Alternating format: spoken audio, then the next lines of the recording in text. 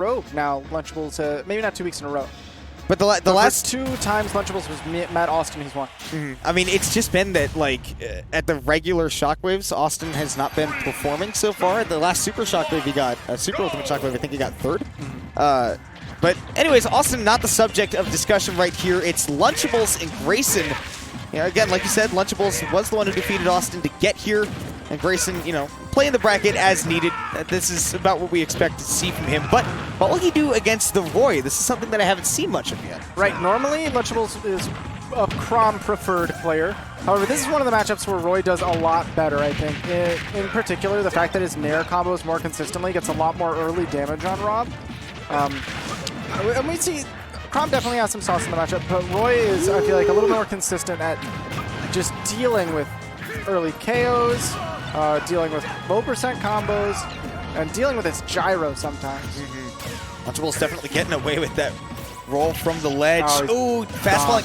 That's actually Grayson right there, you know, maybe an autopilot gyro, but on the other hand, also, Lunchables does that recovery a lot. He goes to that exact point where that gyro is covering, and then he does the blaze. And look, the Nair almost killing at this percent. Got that weight-independent knockback, man. All right, here goes the boy. Rob's still living, and also going to live this one because that neutral air is still now. Just because it's weight independent does not mean that it's guaranteed knockback every time. But eventually. You drive up the damage, and eventually it'll do it. I mean, ledge trapping against Rob is definitely working out for Lunchables right now, and I'm interested to see what Grayson's answer is. We might just have to see it right now because Lunchables is working. And that was a great conversion into the double-edge dance now. Bouncing the late drop, but look at the Z-drop up air. That could be big. Is he dead? I thought for a moment. Dude, that item stuff, man, reminiscent of some Matty G against Grayson at Frostbite, and there's a little bit more of that right there. You know, Matty G may be a Chrom boy, but Lunchables definitely thinks that Roy is the way to go, and it's definitely looking like it. The same combo again, 57? Yeah. We're consistently seeing this damage, and that's what I'm talking about. That Nair doesn't work for Chrom the same way. It's literally inverse. So for Roy to be able to get Nair, fair into chasing with double-edge dance, and it doesn't look like, even if it doesn't connect the first hits, there's a lot that Rob can do. That's a great play by Grayson right there, recognizing that Lunchables doesn't want to be between the Rob and the gyro, so he's going to go for the cross-up, got the parry, and now looking to get the kill, but he only gets the weird hit of the up tilt. Oh, that puts him in a really awkward spot. He can set up the gyro there. He had time to read the roll, but he didn't have the time to get up there with a forward smash. Maybe he could have hit it with another attack, but it wouldn't have killed. Yeah. A down smash, you know, probably would have guaranteed a hit, but might not knock him off stage. Definitely going to do plenty of damage, though, with that back air. And Grayson, man, you got to pull out one of those crazy comebacks that we all know you for. Now, this is definitely doable. This is a character that is very gimpable in Roy, especially with Rob. He has a lot of tools for that in particular. But again, we're looking for that double-edge dance.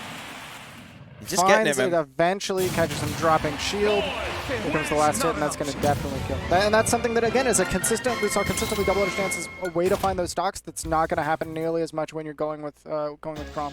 Yeah, you need to rely on certain kill confirms that I guess just against the caliber of player that Grayson is, but you know, two, the character that is Rob, you know, that heavyweight where he's not necessarily a fast faller either. You're not going to get as many guaranteed combos later into those percents, where with Roy, you go, oh, just double-edge dance before that even becomes an issue with Chrom. I think one of the things that we saw, you know, Matty G in particular did a lot when he was playing against Grayson at Frostbite was just excellent handling of the items, locking down the gyro a lot. And we saw a little bit of that from Lunchables, and it honestly goes to show that as long as the projectiles aren't keeping the Croy out, you can do a really, really solid job of demolishing a robot. And Battlefield, definitely a solid pick for Grayson there. I'm not sure. That's it. Oh my God. Yeah, even on Battlefield, that's nuts. That's a solid start to this game. Yeah, definitely a stage that Robs enjoy. They don't get to play on it too often, and triplats are often banned against this character because of just how much control you get of the stage when you have a gyro down. We'll see if Grayson can continue to do more.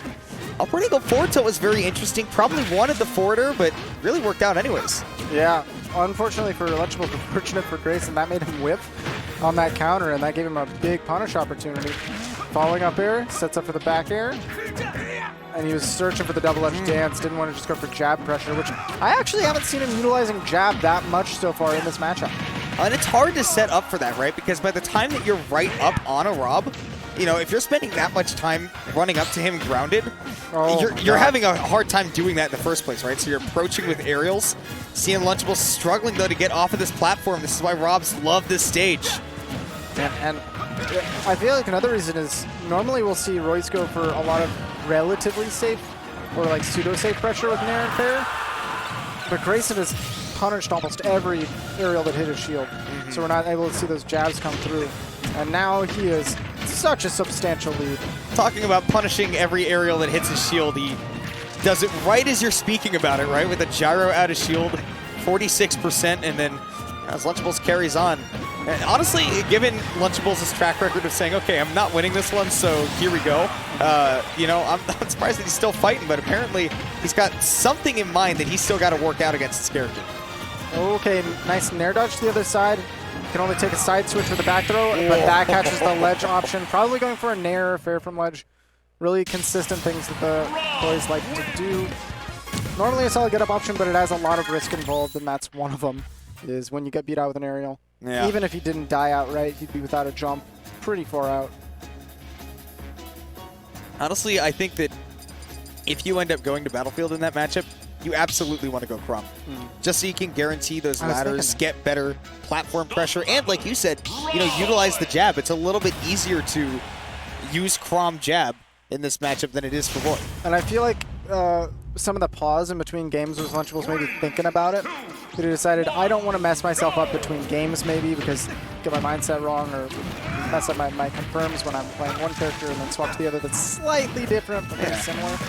And also it's stage dependent, right? When you've got Town and City available, now granted this is a great Rob stage, also very, very good for Roy. And given the way that we saw Lunchables get so many kills in that first game off the side with that double edge dance, not surprised to see him be comfortable going to Town and City. I think this is undebatably the best stage for specifically Roy, but potentially Troy. Ooh, Gyro, he was looking to set up into the arm rotor. No dice though, Lunchables able to avoid. This should be back throw. What a mash! That was insane! And to be fair, Lunchables had like about a metric year to prepare that mash. That's true. Okay, up tilt. Not into the up air. Lunchables is able to jump out at this percent. I don't think he's gotten connected into a single throw into up air combo. Like he might get the up tilts, but even then, after that, Lunchables is just avoiding so well. Lovely stall there by Grayson. Hey, honestly, at this point, whenever I see a Rob not doing like arms up and down, I'm like, oh, well, this Rob is bad, obviously. They're not great. No, Grayson knows what's up. Oh, the DI! Barely able to live that. You know, Town and City's got that high ceiling, but still be surprised the gyro's still active. That drag down was sick. Set up an awesome situation for Grayson, but Lunchables was able to escape to the corner. And look at that. Again, consistency off of this Nair. Double edge dance is not going to kill, but that's so much damage. Already 67. He could die. Oh, that's a regrab on the ledge. Lunchables didn't read the roll, but he had the patience to know, okay, I missed my opportunity. Now I've got to wait for the next thing that he gives me. I'm not going to overextend wrongly. 174 also living right now. Like an up throw should be able to do it even on Town. Oh, the counter definitely tried to punish that gyro toss. He has to reset the gyro. Oh, what a recovery! Yeah. Like, if Grayson set up that gyro perfectly, Lunchables still able to make it back. That'll definitely be dead. Oh, it's brutal. The risk reward there is I murder the Rob here and we go Mia 3 stocks to 1 with a lot of momentum, or I lose my stock at 200%. I love this. That's a fine risk. Yeah. I love this pressure that Lunchables is putting on Grayson, too. That would look a lot different if Grayson had a gyro in hand. But because he had none, Lunchables knows, okay, Nair is the only landing option I'm really afraid of right now. Oh, this should be it. First hit Nair connects to the up smash, and now Lunchables up a clean entire stock. Of course, we saw how quickly that can be evaporated in the first stock of the Battlefield game. So he's got to be careful. He has to set up gyro for that, and instead we're seeing, again, the consistent combo Nair Fair. Really good DI down. A great adjustment by Grayson there to realize, okay, if I DI down, once I go off the stage, he can't extend any further. And that's where Lunchables was getting extra percent in that first game. Up throw, though, that's going to be a fair. And, whoa, look at that. That was definitely a position. A position for Grayson to get more, but Lunchables luckily able to escape roll away. Wow. And Grayson's just not reacting, I guess, quick enough to when that double edge dance is over. Lunchables is getting away with quite a few of them. Grayson does have gyro in hand. He has no jump. Yeah. This ledge trapping, man, how do you deal with it? Cross up from Lunchables. And again, Grayson's just not being aggressive at his shield against these failed double edge dances. I love the air dodge all the way back to the ledge. Watch out for the laser. Oh, great fake out from Grayson right there. Really whiffing the Lunch. prayer. Really scary to be on a platform above a Rob, as we saw in that game 2, but Lunchables still sticking with it.